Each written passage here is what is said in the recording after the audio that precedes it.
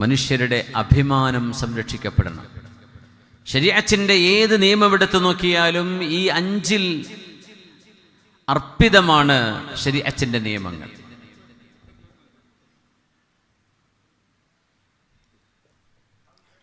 قد أفلح من زكاها وقد خاب من دساها. قد أفلح من زكاها. മനുഷ്യ ശരീരത്തെ ആരാണോ പ്യൂരിഫൈ ചെയ്യുന്നത് എന്ന് പറഞ്ഞാൽ ഇത് പ്യൂരിഫൈ ചെയ്യേണ്ടതാണ്, ഇത് പ്യൂറല്ല. മനുഷ്യൻ്റെ ശരീരം എല്ലായ്പ്പോഴും പ്യൂറല്ല, ശുദ്ധമല്ല, കണ്ടാമിനേറ്റഡ് ആണ്, ആവാൻ ഇടയുണ്ട്. പലതും അതിനെ ഇൻഫ്ലുവൻസ് ചെയ്യാൻ സാധ്യതയുണ്ട്. അതുകൊണ്ട് ഖദ് അഫ്ലഹ മൻ സക്കാഹ, മനുഷ്യന് തസ്കിയത്ത് വേണം എന്ന് വിശുദ്ധ ഖുർആൻ പറയുന്നു. വഖദ് ഖാബ മൻ ദസ്സാഹ, ആ ശരീരത്തിൻ്റെ വിശുദ്ധിയെ ആര് ചവിട്ടിത്തേച്ച് ഇല്ലാതാക്കുന്നുവോ, മലിനപ്പെടുത്തുന്നുവോ, അവർ പരാജയപ്പെട്ടിരിക്കുന്നു. ഇതൊക്കെ പറയുമ്പോഴും ഡ്രഗ് അതിൻ്റെ മഹാമാരിയെക്കുറിച്ച് നമ്മളൊക്കെ അറിയുന്നു. വീടുകളിൽ നടന്നുകൊണ്ടിരിക്കുന്ന കൊലപാതകങ്ങൾ മുതൽ, റോഡ് ആക്സിഡന്റുകൾ മുതൽ, വിവാഹമോചനങ്ങൾ മുതൽ, സാമ്പത്തിക തകർച്ചകൾ, അടിപിടികൾ, കലാപങ്ങൾ, നിയമപാലകർക്കും രാജ്യത്തിനും തലവേദനയാകുന്ന വിധമുള്ള സോഷ്യൽ അനാർക്കി, ഇതൊക്കെ നമ്മൾ അറിയുമ്പോഴും ആർക്കിവരെ നിയന്ത്രിക്കാൻ കഴിയും എന്നതൊരു ചോദ്യമാണ്. ആരാ നിയന്ത്രിക്കേണ്ടത്? ഡോക്ടർമാർ പറഞ്ഞ് പേടിപ്പിച്ചാൽ മതിയോ? നിയമപാലകന്മാർ നിയമം നടപ്പാക്കിയാൽ മാത്രം മതിയോ? മതപണ്ഡിതന്മാർ, വിശുദ്ധ ഇസ്ലാമിൻ്റെ ലേബലിൽ നിലകൊള്ളുന്ന ആളുകൾ, അവരെ സംബന്ധിച്ചിടത്തോളം ഇതിനെയെല്ലാം ഉൾക്കൊണ്ടുകൊണ്ട് തന്നെ വിശുദ്ധ ഇസ്ലാമിൻ്റെ നിയമങ്ങൾ എന്താണ് എന്ന് സമൂഹത്തെ പഠിപ്പിക്കേണ്ടതുണ്ട്. അതിന് എന്താണ് ഇസ്ലാം, ആരാണ് പടച്ചവൻ എന്ന ഒരു ചിന്തയിലേക്ക് മനുഷ്യൻ കടന്നു വരണം. അൽ കാഫിറു ലാ അഖ്ല ലഹ്, ഹബീബായ സല്ലല്ലാഹു അലൈഹി വസല്ലം തങ്ങളുടെ ഹദീസാണ്. അൽ കാഫിറു ലാ അഖ്ല ലഹ്, എന്താ അതിനർത്ഥം? പടച്ചവനെ മനസ്സിലാക്കാൻ കഴിയാത്ത ഒരു വ്യക്തിക്ക് കുഫർ എന്ന് പറഞ്ഞാൽ അതാണ് the denial of the creator. പടച്ചവനുണ്ട് എന്നതിനെ നിഷേധിക്കുക. പടച്ചവനില്ല, ഈ പ്രപഞ്ചം ഇങ്ങനെ വെറുതെ ഉണ്ടായതാണെന്നോ, സ്വയംഭൂവാണെന്നോ, കാരണമില്ലാതെ ഉണ്ടാകുമെന്നോ, ഇത് അനന്തമായിരുന്നുവെന്നോ, ഇത് പണ്ടെന്നോ ഒരു അനന്തതയിലേക്ക് നീളുന്നതാണ്, അനന്തതയിൽ നിന്ന് വരുന്നതാണ് എന്നൊക്കെ വിശ്വസിക്കുന്നത്, നബി തങ്ങൾ പറയാൻ അൽ കാഫിറു, ഈ പ്രപഞ്ചത്തിനൊരു സൃഷ്ടാവില്ല എന്ന് ചിന്തിക്കുന്ന മനുഷ്യൻ തൻ്റെ പേരിൻ്റെ മുമ്പിൽ ഡോക്ടർ എന്ന് വെച്ചിട്ടും കാര്യമില്ല, PhD ആയെങ്കിലും, സാധാ ഡോക്ടറാണെങ്കിലും, എഞ്ചിനീയർ ആണെങ്കിലും, എന്താണെങ്കിലും, ലാ അഖ്ല ലഹ്, he doesn't have cognitive ability. ഈ മനുഷ്യന് ചിന്തിക്കാനുള്ള ശേഷിയില്ലെന്നാണ്. എന്തുകൊണ്ടാണെന്നറിയോ?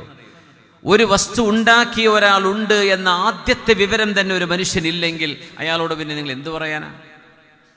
അതുകൊണ്ട് മനുഷ്യൻ ആദ്യം കടന്നു വരേണ്ടത് തൗഹീദിന്റെ മുറ്റത്തേക്കാണ്. ലാ ഇലാഹ ഇല്ലല്ലാഹ്, പ്രപഞ്ചത്തിന് ഒരേ ഒരു സൃഷ്ടാവാണ് ഉള്ളത് എന്ന് പറയുന്ന ഇസ്ലാമിൻ്റെ വളരെ മനോഹരമായ, ഏത് ബുദ്ധിയുള്ള ചെറിയവനും വലിയവനും അറിയുന്ന ഈ ഒരു ആശയം ഉൾക്കൊണ്ട് ആ ഒരു രക്ഷിതാവ് നിർണയിച്ച വരകളിലൂടെയാണ് ഞാൻ ജീവിക്കേണ്ടത്. ആ പടച്ചതമ്പുരാൻ ജീവിതത്തിൻ്റെ വ്യവസ്ഥകൾ ഇവിടെ വെച്ചിട്ടുണ്ട്, ഈ ജീവിതത്തിന് ഒരു ലക്ഷ്യമുണ്ട് എന്ന് മനസ്സിലാക്കാത്ത ആളുകളോട് നമ്മൾ എന്ത് പറഞ്ഞു കൊടുത്തിട്ടും കാര്യമില്ല. അത് വെറുതെ വേസ്റ്റ് ഓഫ് ടൈമാണ്. നമ്മൾ സംവദിക്കാൻ പോകുന്നത് ജീവിതത്തിൻ്റെ ലക്ഷ്യമുണ്ട് എന്ന് തിരിച്ചറിയുന്ന ഒരു വിഭാഗം ജനങ്ങളോടാണ്, ചെറുപ്പക്കാരോടാണ്, വിദ്യാർത്ഥിനികളോടാണ്. ജീവിതം കളിക്കാനുള്ളതല്ല ഇത്.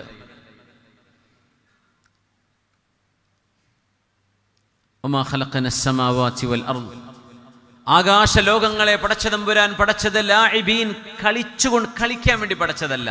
എത്ര ഗൗരവമുള്ള പ്രയോഗമാണതല്ലേ? മനുഷ്യന്റെ ബോഡി ഇതാർക്കും സബ്മിറ്റ് ചെയ്യാനുള്ളതല്ല എന്നൊരാൾ ചിന്തിക്കാൻ തുടങ്ങിയാൽ അവരാർക്കും നിയന്ത്രിക്കാൻ കഴിയില്ല. എനിക്കൊരു സ്രഷ്ടാവുണ്ട്. എൻ്റെ ജനനം, ഡേറ്റ് ഓഫ് ബർത്ത്, ഞാൻ ജനിച്ച ദിവസം ഞാൻ നിർണയിച്ചതല്ല. അതുകൊണ്ട് ഞാൻ മരിക്കുന്ന ദിവസവും ഞാൻ നിർണയിക്കുന്നതല്ല. അത് നിയന്ത്രിക്കുന്നത് മറ്റൊരാളാണ്. ഇത് തിരിച്ചറിയുക എന്ന അടിസ്ഥാനപരമായ മനുഷ്യൻ്റെ ബുദ്ധി കൊണ്ട് എക്സസൈസ് ചെയ്താൽ കിട്ടുന്ന ഒരു സംഗതി ബോധിച്ചവരോടെ നമുക്ക് സംസാരിക്കേണ്ടതുള്ളൂ. അല്ലാത്തവർ നിയമത്തെ മാത്രമേ പേടിക്കുള്ളൂ.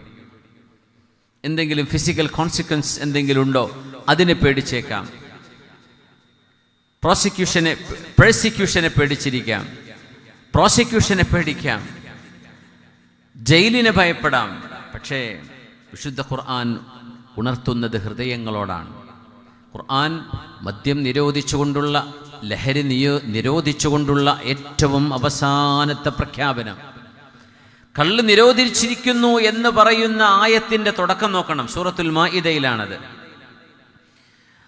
അഊദു ബില്ലാഹി മിനശ് ശൈത്വാനിർ റജീം. ബിസ്മില്ലാഹിർ റഹ്മാനിർ റഹീം. യാ അയ്യുഹല്ലദീന ആമനൂ. ഇവിടെ യാ അയ്യുഹന്നാസ് എന്ന് പ്രയോഗിക്കാമായിരുന്നു. അല്ലാഹുവിൻ്റെ പ്രയോഗം മുഅ്മിനീങ്ങളോടാണ്. ഇബ്നു മസ്ഊദ് തങ്ങൾ പറയുമായിരുന്നു, ഇദാ സമിഅ്തുമുല്ലാഹ യഖൂലു യാ അയ്യുഹല്ലദീന ആമനൂ ഫഅഅറൂ അസ്മാഅകും ഫഇന്നഹു ഇമ്മാ ഖൈറുൻ യദ്ഊകും ഇലൈഹി ഔ ശർറുൻ യൻഹാകും അൻഹു. സത്യവിശ്വാസികളെ എന്ന് വിളിക്കുമ്പോൾ നിങ്ങളുടെ ചെവിയും ശ്രദ്ധയും മുഴുവൻ കൊടുക്കണേ. നിങ്ങൾക്കൊരു നന്മയും, നിങ്ങളോട് ഒരു നന്മ ഉപദേശിക്കുവാനും ഒരു ഗൗരവമേറിയ തകർച്ചയെക്കുറിച്ച് നിങ്ങൾക്ക് മുന്നറിയിപ്പ് നൽകാനുമാണ് അള്ളാഹു ആ വിളിക്കുന്നത്. അത് നിങ്ങളെയാണ് ഉദ്ദേശിക്കുന്നത്. ചെവി തുറന്ന് കേൾക്കണേ. അതുകൊണ്ടാണ് വിശ്വാസമില്ലാത്തൊരു സമൂഹത്തോട് ആർക്കും സംവദിക്കാൻ കഴിയില്ല.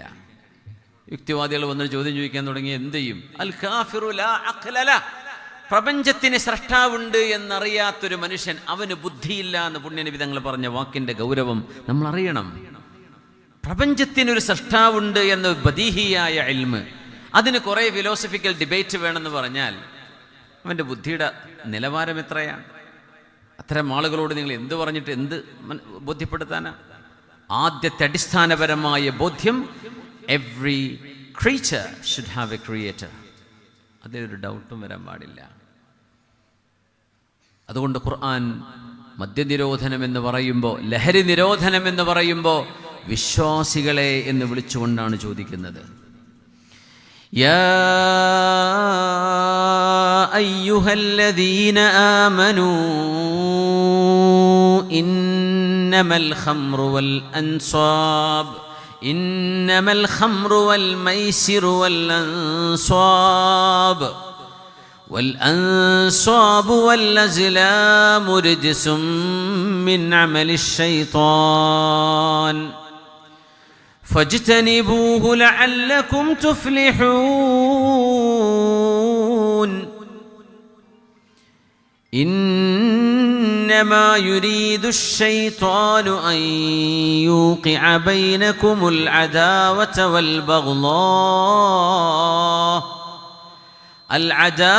والبغضاء في الخمر والميسر ويصدكم عن ذكر الله وعن الصلاة فهل أنتم منتهون. അനസ് ഇബ്നു മാലിക് റളിയല്ലാഹു അൻഹു പറയുന്നുണ്ട്, മദീനയിൽ ഞാൻ 3 പ്രഗൽഭരായ സ്വഹാബിമാരുടെ കൂടെ മദ്യം നിരോധിക്കപ്പെട്ടിട്ടില്ലാതിരുന്ന കാലത്ത് പ്രഗൽഭരായ 3 പേർ അവരിലുണ്ട്. ത്വൽഹത്ത് ബിൻ ഉബൈദില്ലാഹ്, അബൂ ഉബൈദത്ത് ബിനുൽ ജറാഹ് തങ്ങൾ, പിന്നെയുണ്ട് മഹാനായ ഉബയ്യ് ഇബ്നു കഅബ് റളിയല്ലാഹു അൻഹു. ഈ മഹത്തുക്കളുടെ കൂടെ അവർക്ക് ഞാൻ മദ്യം സേവിച്ചു കൊണ്ടിരിക്കുമ്പോഴാണ് ഫഅതാനാ ആതിൻ, ഒരാൾ വന്നു പറഞ്ഞു, നസല ഖൗലുല്ലാഹ്, വിശുദ്ധ ഖുർആനിൽ ആയത്തിറങ്ങിയിരിക്കുന്നു, യാ അയ്യുഹല്ലദീന ആമനൂ ഇന്നമൽ ഖംറു വൽ മൈസിർ എന്ന് തുടങ്ങുന്ന ആയത്ത് ഹബീബ് തങ്ങൾക്ക് ഇറങ്ങിയിരിക്കുന്നു എന്ന് പറയുകയേ വേണ്ടൂ, പറഞ്ഞതേ ഓർമ്മയുള്ളൂ. എന്നോട് പറഞ്ഞു ത്വൽഹ തങ്ങള്, അഹ്രിഖ്, ഒഴിച്ചുകളയോ അനസേ, എനിക്കത് വേണ്ട എന്ന് പറഞ്ഞ് ഞാൻ കോരി ഒഴിച്ചുകൊണ്ടിരിക്കുമ്പോൾ അവിടം വെച്ചുകൊണ്ട് ഇനി ഇത് വേണ്ട, ആരാണിത് പറഞ്ഞത് എന്ന് പോലും നോക്കാതെ, ഒരു സ്വഹാബിയാണെന്നറിയാം, പ്രവാചകരുടെ അനുയായിയാണെന്നൊരറിവ് മാത്രം മതി. ഒരാൾ വന്ന് പറഞ്ഞു ഈ ആയത്തിറങ്ങിയിട്ടുണ്ട്. ഇപ്പോഴേക്കും നീ കേട്ടോ, മറ്റോ കേട്ടോ, എന്താ തെളിവ്? ഈ ചോദ്യങ്ങളൊന്നുമില്ല അവിടെ. അള്ളാഹുവിൻ്റെ വചനങ്ങളെക്കുറിച്ച് ഖുർആനെ വെച്ചുകൊണ്ട് ആരോടെ തമാശ കളിക്കൂല. അതുകൊണ്ട് ആര് പറഞ്ഞെങ്കിലും ഖാലല്ലാഹ്, പടച്ചതമ്പുരാൻ, ഖാല റസൂലുള്ളാഹ്, ഹബീബായ നിബിതങ്ങൾ ഇങ്ങനൊരു വിഷയം അരുളി ചെയ്തു എന്ന് പറയുകയേ വേണ്ടൂ. അവിടം നിർത്തിയതാണത്. നമ്മൾ വിചാരിക്കുക അഡിക്ഷൻ നിർത്താൻ പറ്റൂല. അഡിക്ഷൻ മനുഷ്യന് നിർത്താൻ കഴിയുമെന്ന് ബോധിപ്പിക്കുന്നതാണ് ഈ ആയത്തിറങ്ങിയ സംഭവം. ആ സെക്കൻഡ് കൊണ്ട് നിർത്തി. ഹോസ്പിറ്റലിൽ കൊണ്ടുപോയിട്ടല്ല, ഡി അഡിക്ഷൻ സെന്ററിൽ പോയിട്ടുമല്ല. പിന്നെയോ മനുഷ്യന്റെ ഖൽബിനോട് ഖുർആൻ സംസാരിച്ചു. ഹൃദയങ്ങൾ അതിനെ ഏറ്റെടുത്തു. അതുകൊണ്ടാണ് ഖൽബ് കൊണ്ട് പടച്ചവന്റെ ദർശനത്തെ ഏറ്റെടുക്കാൻ കഴിയുന്നവരോടെ നമ്മൾ സംസാരിച്ചിട്ട് കാര്യമുള്ളൂ. എന്നല്ലാതെ ഒരു പൊതുസമൂഹത്തോട് നമ്മൾ എന്തെങ്കിലും പറഞ്ഞാൽ എന്താ, കള്ളു കുടിച്ചാൽ ഇമ്മീഡിയറ്റ്ലി മരിക്കും എന്നൊക്കെ പറഞ്ഞാൽ പേടിച്ചേക്കാം. അപ്പോൾ തന്നെ മരിക്കൂല എന്നവർക്ക് അറിയും ചെയ്യാം. ഒരു 5 കൊല്ലം കഴിഞ്ഞിട്ട് 10 കൊല്ലം കഴിഞ്ഞിട്ടോ ആയിരിക്കും ഇതിൻ്റെ ദുരന്ത ഫലങ്ങൾ അറിയാൻ തുടങ്ങുക. എന്ത് പറഞ്ഞിട്ടാണ് പേടിപ്പിക്കാൻ പോകുന്നത്? നമുക്ക് സത്യമായൊരു പ്രമാണമുണ്ട്. ആ പ്രമാണം വെച്ചുകൊണ്ട് സംസാരിക്കാം. അതുകൊണ്ട് മുസ്ലിം ഉമ്മത്തിലെ നമ്മുടെ മഹല്ലുകളിൽ, നമ്മുടെ വീടുകളിൽ ജനിച്ചു വളർന്ന മക്കള് അള്ളാഹു ആരാണ്, നബിതങ്ങൾ ആരാണ്, ഇസ്ലാം എന്താണ് എന്നൊരൽപ്പമെങ്കിലും മദ്രസാ വിദ്യാഭ്യാസമുള്ള മക്കളോട് നമുക്ക് ഹൃദയത്തോട് സംസാരിച്ചാൽ അവരെ മാറ്റിയെടുക്കാൻ കഴിയും. ഒരു ദിവസം എടുത്തില്ല സ്വഹാബിമാർക്കത് മാറ്റാൻ. ആലോചിക്കണം. ഇശാനിസ്കാരം കഴിഞ്ഞാൽ മദ്യപിച്ച് സുബഹി വരെ മദ്യലഹരിയിൽ കഴിഞ്ഞിരുന്ന ഒരു കാലഘട്ടം, മദീന കാലഘട്ടത്തിൻ്റെ ആദ്യ കാലഘട്ടം അങ്ങനെയാണ്. ഇസ്ലാം മദ്യം നിരോധിച്ചിട്ടില്ലാത്ത കാലം. സിദ്ദീഖ് തങ്ങളോടൊരു ചോദ്യം ചോദിച്ചു. സിദ്ദീഖ് തങ്ങളെ, ഹൽ ശരിബിച്ചൽ ഖംറ ഫിൽ ജാഹിലിയ്യ, ഇസ്ലാമിലേക്ക് വരുന്നതിൻ്റെ മുമ്പ് നിങ്ങൾ ഈ കള്ളൊക്കെ കുടിച്ചിട്ടുണ്ടോ എന്ന് ചോദിച്ചു. മദ്യപിച്ചിട്ടുണ്ടോ എന്ന് പറഞ്ഞില്ല. ഞാനത് തൊട്ടിട്ടില്ല. പുണ്യനിബിതങ്ങളും ലഹരിയുടെ മദ്യത്തിൻ്റെ ഒരു തുള്ളി പോലും ജാഹിലിയ കാലത്ത് പോലും, പ്രവാചകത്വം ലഭിക്കുന്നതിന് മുമ്പ് പോലും സിദ്ദീഖ് എന്നവരോ നിബിതങ്ങളോ തൊട്ടിട്ടില്ലെന്നാണ്. സിദ്ദീഖ് റളിയല്ലാഹു ഇതിന് കൊടുത്തൊരു മനോഹരമായ മറുപടിയുണ്ട്. എൻ്റെ ബുദ്ധിയെ തകർത്ത് കളയുന്ന ഒരു സാധനം ഞാൻ സേവിക്കണമെന്നാണോ നിങ്ങൾ എന്നോട് ചോദിക്കുന്നത്? സുബ്ഹാനല്ലാഹ്. അസ്ലംത അലാ മാ അസ്ലഫ്ത മിൻ ഖൈർ. പുണ്യനബി തങ്ങൾ പറയാറുണ്ട്, ഇസ്ലാം സ്വീകരിക്കാൻ ഒരു മനുഷ്യന് തൗഫീഖ് ഉണ്ടാകുന്നത് ആ മനുഷ്യൻ്റെ മുൻ ജീവിതത്തിൽ ചെയ്ത ഒരു നന്മയുടെ ഫലമായിട്ടായിരിക്കുന്നു. അസ്ലംത അലാ മാ അസ്ലഫ്ത മിൻ ഖൈർ. അതുകൊണ്ട് ഈ നന്മയെ ലോകത്ത് പ്രചരിപ്പിക്കുകയാണ് ഇസ്ലാം ചെയ്യുന്നത്. സമസ്ത കേരള ജമിയത്തുൽ ഉലമ, അതിലെ പണ്ഡിതന്മാർ,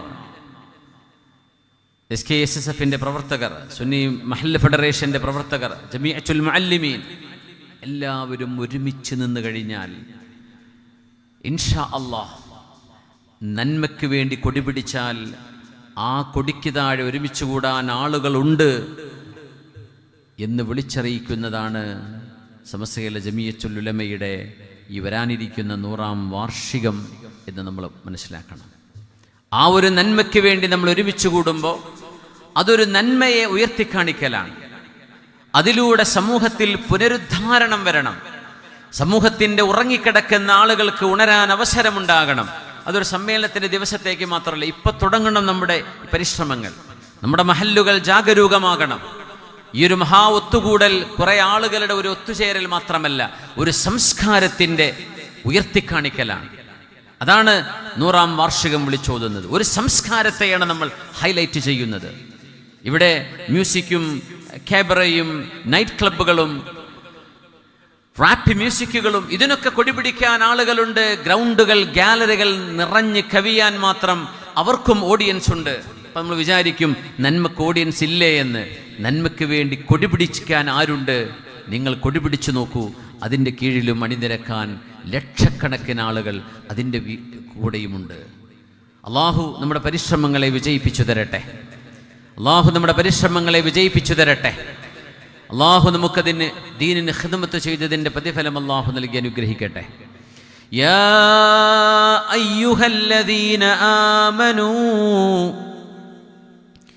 മക്കാ കാലഘട്ടത്തിലെ 13 വർഷക്കാലം പുണ്യനബി തങ്ങൾ 40-ാമത്തെ വയസ്സിൽ പ്രവാചകത്വം ലഭിച്ച് മദീനയിലേക്ക് പലായനം ചെയ്യുന്നത് വരെയുള്ള 13 വർഷക്കാലം നിസ്കാരം നിർബന്ധമാവാതെ, നോമ്പ് നിർബന്ധമാവാതെ, സകാത്തും ഹജ്ജും നിർബന്ധമാവാതെ, ലഹരി പോലെയുള്ള സാധനങ്ങൾ പോലും നിരോധിക്കപ്പെടാതെ 13 വർഷം മക്കാ കാലഘട്ടം എന്തായിരുന്നു? എന്താണ് ഖുർആനിലെ അസ്സുവറുൽ മക്കിയ്യ, മക്കയിലിറങ്ങിയ സൂറകൾ ചർച്ച ചെയ്ത വിഷയം എന്താണ്? അല്ലാഹു ജല്ല ജലാലുവിനെ കുറിച്ചാണ്, ഹബീബിന്റെ റിസാലത്തിനെ കുറിച്ചാണ്, മരിച്ചു ചെന്നാൽ മനുഷ്യൻ കാണാനിരിക്കുന്ന ആഖിറത്തിന്റെ ലോകത്തെക്കുറിച്ചാണ്. അതുകൊണ്ട് തൗഹീദും റിസാലത്തും ആഖിറത്തും ചർച്ച ചെയ്തത് വിശുദ്ധ ഖുർആൻ, വിശുദ്ധ ദീൻ, വിശുദ്ധ റസൂൽ ചർച്ച ചെയ്തത് 13 വർഷമാണ്. 13 വർഷം വേറെ ചർച്ചയില്ല. മനുഷ്യന്റെ ബുദ്ധിയോട് സംവദിക്കുകയാണ്. നിങ്ങൾ ചിന്തിക്കുന്നില്ലയോ?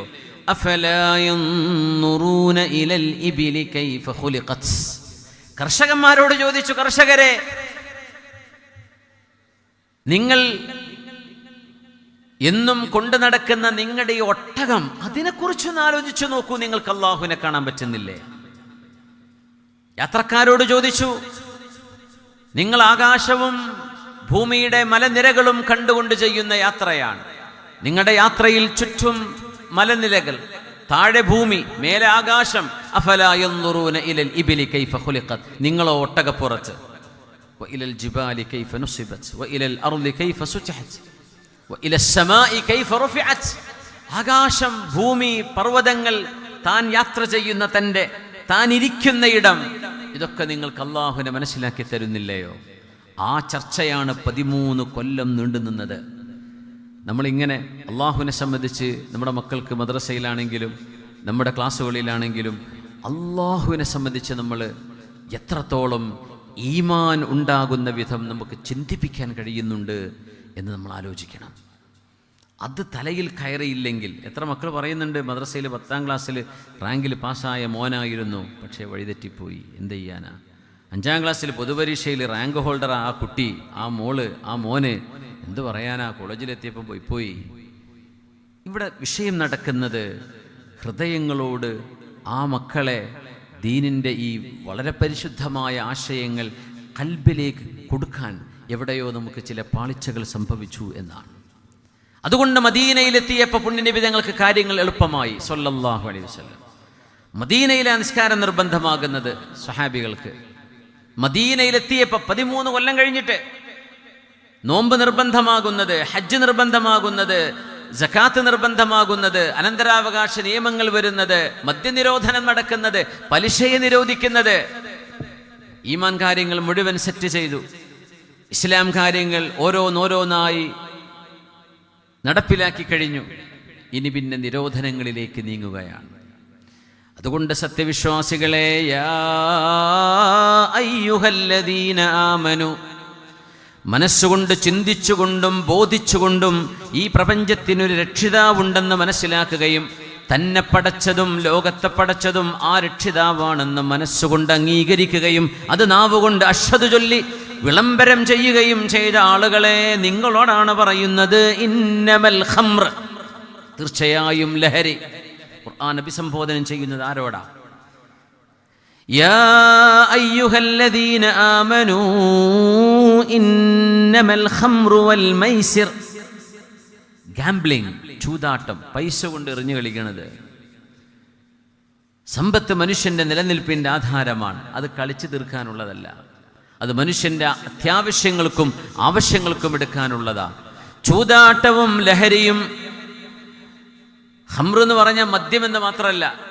ഉമർ അൽ ഫാറൂഖ് റളിയല്ലാഹു അൻഹു വഖഫ അലാ മിംബരി റസൂലില്ലാഹ്, അല്ലാഹുവിന്റെ റസൂലിന്റെ മിംബറിൽ കയറിക്കൊണ്ട് പറഞ്ഞു, അൽ ഖംറു മാ ഖാമറൽ അഖ്ല, അൽ ഖംറു മാ ഖാമറൽ അഖ്ൽ, അൽ ഖംറു മാ ഖാമറൽ അഖ്ൽ. ഫുഖഹാഇന് പിന്നെ പണിയെടുക്കേണ്ടി വലിയ പ്രയാസം വന്നില്ല ഖംറിനെ നിർവചിക്കാൻ. ഒരു സ്വഹാബിയാണ് നിർവചിക്കുന്നത്, മഹാനായ ഉമർ ഇബ്നുൽ ഖത്താബ് റളിയല്ലാഹു അൻഹു. ഹബീബിന്റെ മിമ്പറിൽ കയറിക്കൊണ്ട് സ്വഹാബികളുടെ മുമ്പിൽ നിന്നുകൊണ്ട് ഉമർ റളിയല്ലാഹു അൻഹു പറഞ്ഞു, അൽ ഖംറു തുസ്നഉ മിൻ ഖംസതി അഷിയാ, 5 വസ്തുക്കളിൽ നിന്ന് ജനങ്ങൾ ഇന്ന് മദ്യമുണ്ടാക്കുന്നുണ്ട്. ഒന്ന് ഗോതമ്പിൽ നിന്ന്, ബാർലിയിൽ നിന്ന്, തേനിൽ നിന്ന്, സബീബിൽ നിന്ന്, ഈത്തപ്പഴത്തിൽ നിന്ന്. 5 എണ്ണം. ഈത്തപ്പഴം, ഉണക്കമുന്തിരി, ഗോതമ്പ്, ബാർലി, തേന്, ഇതൊക്കെ ഉപയോഗിച്ചിട്ട് ഹലാലായ ഭക്ഷണങ്ങളാണ് ഇതൊക്കെ. പക്ഷെ അതിലേക്ക് മനുഷ്യന്റെ കൈകടത്തലുകൾ ചേരുന്നതോടുകൂടെ അതിനെ ലഹരിയാക്കി മാറ്റുന്നുണ്ട് മനുഷ്യർ. അതുകൊണ്ട് ഫാറൂഖ് തങ്ങൾ പറഞ്ഞു, ഈ 5 എണ്ണം ഇന്ന് നമ്മൾ കാണുന്നവയാണ്. എന്നാൽ ഇതിനെ മാത്രമല്ല ഖംർ എന്ന് വിളിക്കുന്നത്.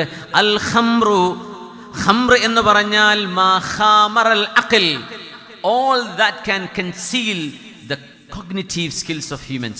മനുഷ്യന്റെ ബുദ്ധിപരമായ കഴിവുകളെ ഏതിനൊക്കെ മറച്ചു വെക്കാൻ കഴിയുമോ, മനുഷ്യന്റെ ബുദ്ധിയെ തളർത്താൻ കഴിയുന്നത്, അത് മാത്രമോ. നഹാ റസൂലുള്ളാഹി സ്വല്ലല്ലാഹു അലൈഹി വസല്ലം അൻ കുല്ലി ഖംറിൻ വ മുഫത്തിരിൻ. ആയിഷ ബീവി റളിയല്ലാഹു അൻഹ ഉദ്ധരിക്കുന്നു, സ്വഹാബിമാർ ഉദ്ധരിക്കുന്നു, ഹബീബായ റസൂലുള്ളാഹി തങ്ങൾ പഠിപ്പിച്ചതാണത്രേ. പുണ്യനബി തങ്ങൾ പറഞ്ഞു, നിങ്ങൾ ലഹരി ഉപയോഗിക്കരുത് എന്ന് പറഞ്ഞെടുത്ത് പറഞ്ഞു, വഅൻ കുല്ലി മുഫത്തിരിൻ. മുഫത്തിർ എന്ന് പറഞ്ഞാൽ എന്താ? മനുഷ്യന് മയക്കമുണ്ടാക്കുന്നത്. അത് കഫ് സിറപ്പ് കുടിച്ചാൽ ചിലപ്പോൾ അത് വരും. ചുമയുടെ അസുഖമില്ലാത്ത ഒരുത്തൻ കഫ് സിറപ്പ് കുറെ വാങ്ങി കുടിച്ചു, അത് മുഫത്തിറാണ്. ഡ്രഗിന് അഡിക്റ്റ് ആകുന്ന ആളുകൾ അത് വാങ്ങിച്ചു കുടിക്കാറുണ്ട്, ഒരു സമാധാനം കിട്ടാൻ വേണ്ടിയിട്ട് എന്നാ പറയാം. അത് ലഹരിയുടെ കൂടെ തന്നെയാണ് നിബിധങ്ങൾ കാണുന്നത്. മുഫത്തിർ എന്താ? മുഫത്തിർ എന്ന് പറഞ്ഞാൽ മനുഷ്യനെ മടിയനാക്കി മാറ്റുന്നത്. നോക്കണം, മനുഷ്യനെ ലേസി, ലഥാർജിക്, ഉന്മേഷമില്ലാതെ ഒരു പണിക്കും പോവാണ്ട് അവിടെ കുത്തിയിരിക്കുന്ന വിധം മനുഷ്യനിലെ എനർജിയെ ഇല്ലായ്മ ചെയ്യുന്ന വസ്തുക്കളെല്ലാം പുണ്യനബി നിരോധിച്ചു. അതാണ് ലോകത്തിന്റെ പ്രവാചകർ സ്വല്ലല്ലാഹു അലൈഹി വസല്ലം. വാറ്റുചാരായത്തെക്കുറിച്ച് മാത്രമല്ല ഇസ്ലാം ചർച്ച ചെയ്തത്. എന്തൊക്കെ മനുഷ്യനെ ഇനാക്റ്റീവ് ആക്കുന്നുണ്ടോ, മനഃപൂർവം അത്തരം പാനീയങ്ങളോ ഭക്ഷണങ്ങളോ, അത് എന്ത് കോലത്തിലാവട്ടെ, അത് ഇഞ്ചക്ഷൻ ആവട്ടെ, അത് സിറപ്പുകളാവട്ടെ, ലിക്വിഡ് ആവട്ടെ, അത് പൗഡർ ആവട്ടെ, എന്ത് നിറമാവട്ടെ, അതൊന്നും വിഷയമല്ല. അതുകൊണ്ട് സത്യവിശ്വാസികളെ, നിങ്ങൾക്ക് അള്ളാഹു നൽകിയിട്ടുള്ള ഏറ്റവും വലിയ അനുഗ്രഹങ്ങളിൽ വലിയൊരു അനുഗ്രഹമാണ് നിങ്ങളുടെ ബുദ്ധി എന്ന് പറയുന്നത്. ബുദ്ധി ചെറുതാണോ? ആ ബുദ്ധിയെ മറച്ചു വെച്ചാൽ പിന്നെ മനുഷ്യൻ മൃഗവും തമ്മിൽ എന്താ വ്യത്യാസം? ഇതല്ലേ ലഹരി കൊണ്ട് ആളുകൾ ഉദ്ദേശിക്കുന്നത്. ഇതിൽ മനുഷ്യർക്കിടയിൽ, മക്കൾക്കിടയിൽ, വിദ്യാർത്ഥികൾക്കിടയിൽ വിതരണം ചെയ്യുന്ന കച്ചവട താൽപ്പരക്കാർ, അവർക്കറിയുമോ ഇതിൻ്റെ പിന്നിൽ പ്രവർത്തിക്കുന്ന മാസ്റ്റർ മൈൻഡ് കേവലം പൈസ മാത്രമല്ല, കാശുണ്ടാക്കാൻ മാത്രമല്ല. ഇത് മനുഷ്യനെ ഇതിന് അഡിക്റ്റാക്കി കഴിഞ്ഞാൽ പിന്നെ മനുഷ്യൻ അവനെ കൊണ്ട് എന്തും ചെയ്യിപ്പിക്കാൻ പറ്റും. അവന് പിന്നെ മതം വേണ്ടെന്ന് പറയും. ഈ ലഹരിക്ക് കയറുന്നവരാ പിന്നെ അങ്ങനെ പോവുക, ഞാൻ എക്സ് മുസ്ലിം ആയിരുന്നു ഇപ്പം അല്ല എന്നൊക്കെ. ഈ മുസ്ലിം അല്ല എന്ന് പറയുമ്പോൾ എന്തിനാ എക്സ് മുസ്ലിം എന്ന് പറഞ്ഞാൽ അതിലാ മുസ്ലിം ഒഴിവാക്കിക്കൂടെ? ഞാൻ വെറും എക്സാന്ന് പറഞ്ഞാൽ പോരാ. എനിക്ക് തോന്നാറുണ്ട് എന്തിനാ പിന്നെ ആ പേരും കൊണ്ടിടക്കണത്. ലഹരി അങ്ങ് കയറുമ്പോൾ ഇതിന് ലൈസൻസ് കിട്ടുന്ന എല്ലാം അവർ ചേർത്ത് പിടിക്കും. അതിനെ എതിർക്കുന്നതിനെ എല്ലാം അവർ എതിർക്കും. ഇതിനെ ഇങ്ങനെ എതിർക്കുന്ന ലോകത്തെ വിശുദ്ധ മതങ്ങളിൽ ഇസ്ലാം മാത്രമല്ല ഇങ്ങനെ എതിർക്കുന്നുള്ളൂ. ലഹരി ഇസ്ലാം മാത്രമേ ഉള്ളൂ ഇങ്ങനെ ലഹരിയെ എതിർക്കുന്നത്. മറ്റു സെമിറ്റിക് മതങ്ങളിൽ അത് ഹറാമാണ്, പക്ഷേ പ്രാവർത്തികമായി നോക്കുമ്പോൾ അത് കാണുന്നില്ല. മുസ്ലിമീങ്ങൾ പേരുള്ളവർ ചെയ്യുന്നുണ്ടോ ഇല്ലേ എന്നല്ല, ഇസ്ലാമിൻ്റെ പ്രമാണം അതനുസരിച്ച് ജീവിക്കുന്ന ഒരു മുസ്ലിമിനും ഒരു ലഹരിയും ഉപയോഗിക്കാൻ പറ്റില്ല, പാടില്ല. അത് എന്തുകൊണ്ട്? മനുഷ്യനെ മനുഷ്യനാക്കുന്നത് ബുദ്ധിയാണ്. ആ ബുദ്ധിയെ മറച്ചു വെക്കുന്നതെല്ലാം ഹറാമാണ്. നിങ്ങൾ ഒരിക്കലും ചെയ്യരുതേ എന്ന് ലോകത്തിന്റെ ഗുരു നമ്മളോട് പറഞ്ഞതാണ്. സംഅൻ വതഅതൻ ലിറസൂലില്ലാഹ്, സംഅൻ വതഅതൻ ലില്ലാഹ്. അല്ലാഹുവിനെ പടച്ചവൻ പറഞ്ഞത് കേൾക്കുകയും അനുസരിക്കുകയും ചെയ്തു റബ്ബേ. അവിടെ അവസാനിച്ചു ഒരു മുസ്ലിമിൻ്റേത്. നമ്മൾ ഈ പറയുമ്പോഴേ മദ്യപിച്ച് യുദ്ധങ്ങൾ ചെയ്ത ആളുകൾ